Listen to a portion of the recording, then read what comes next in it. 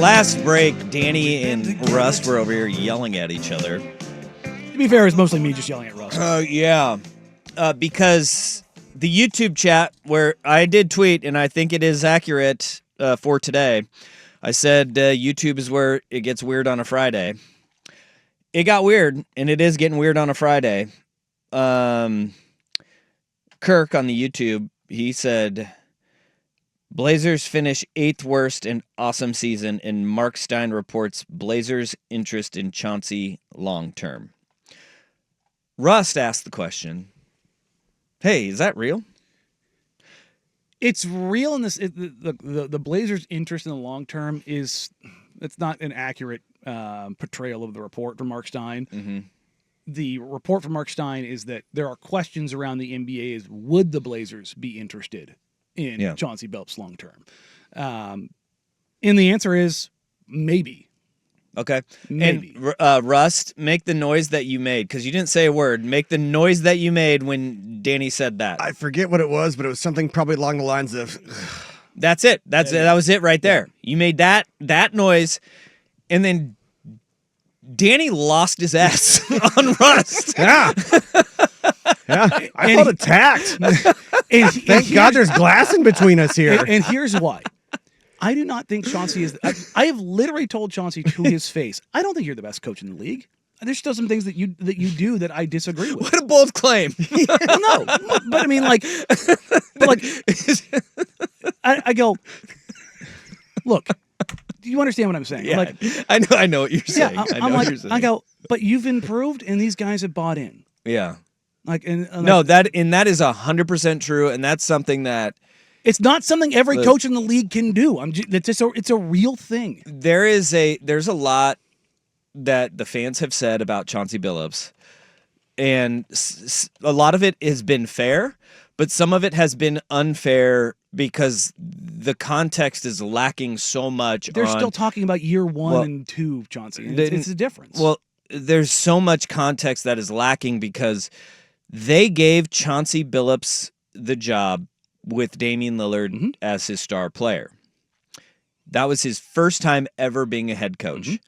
Then they said, okay, we are handing you this loaded gun.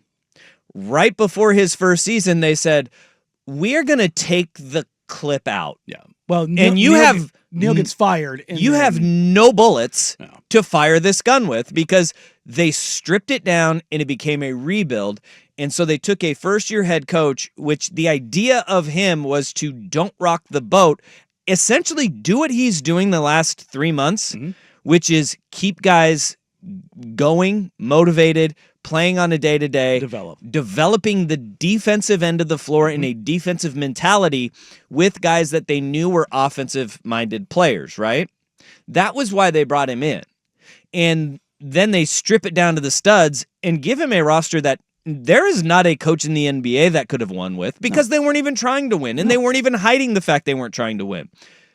What we've seen over the last few months, though, is you're seeing a coach who he had to pivot the way that he coached, which he was learning on the fly because he'd only been an assistant for a year, and he has started to squeeze that talent out of guys. Are they good? No. Does he make mistakes? Yeah, he does. Yeah. He does. But I don't think he deserves the rap that a lot of Blazer fans give him.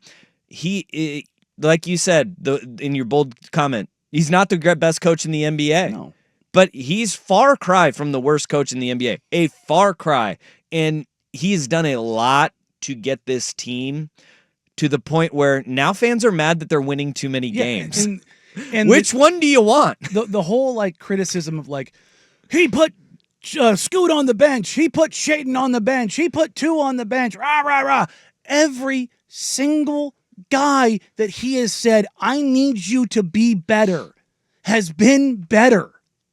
He has gotten through to these guys. He has got them to give a damn about the stuff that's not only important to the organization right now, but is going to be important to those players going forward.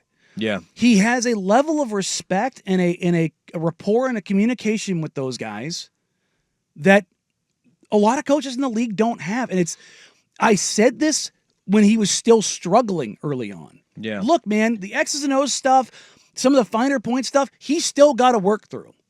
He's got to get better at it. There's no doubt about that. But even then, I said this same damn thing.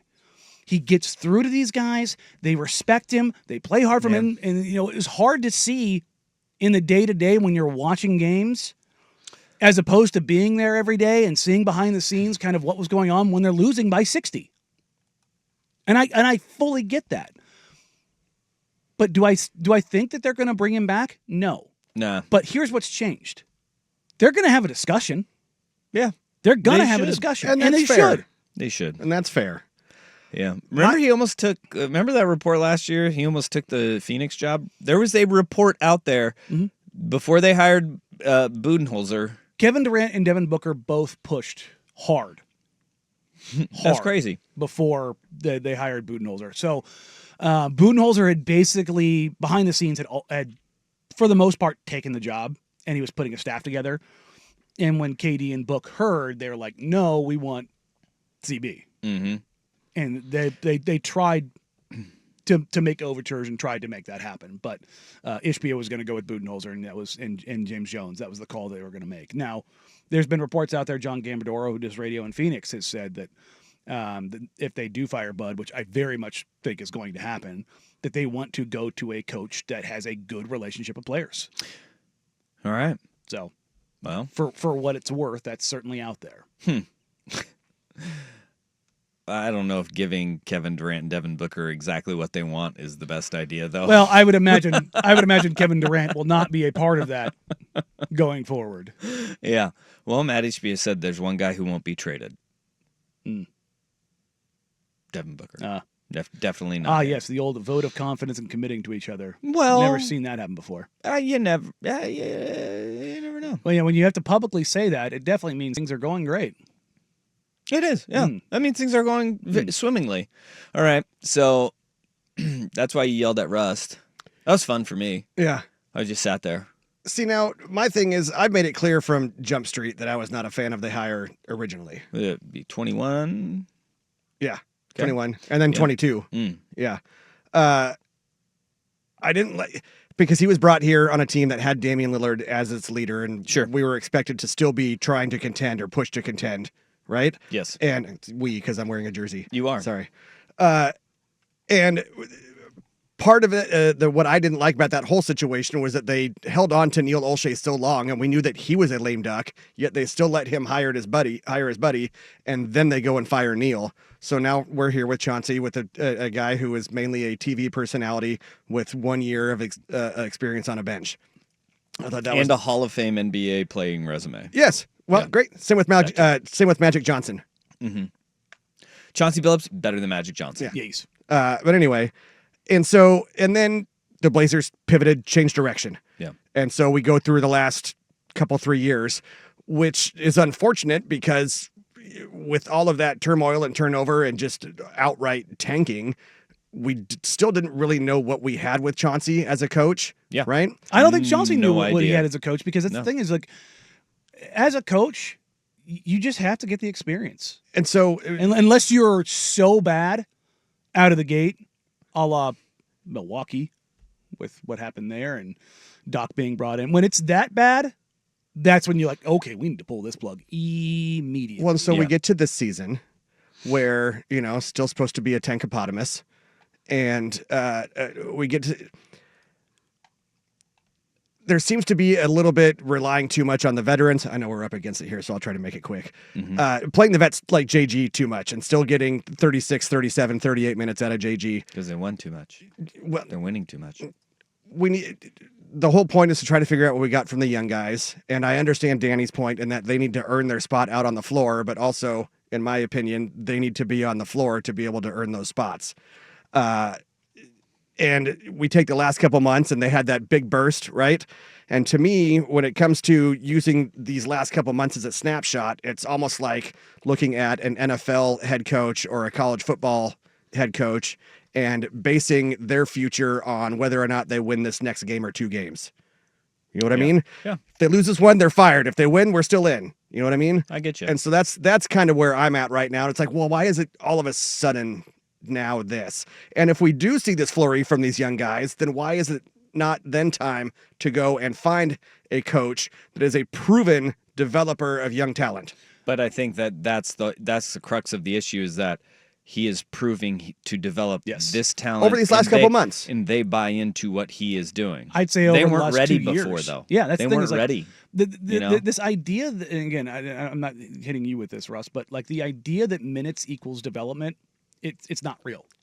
It's not. Well, but there is still an argument that guys need live bullets. Yeah. Okay. Let's pause this because we do need to. I'm producing now. Who's the captain now? I am.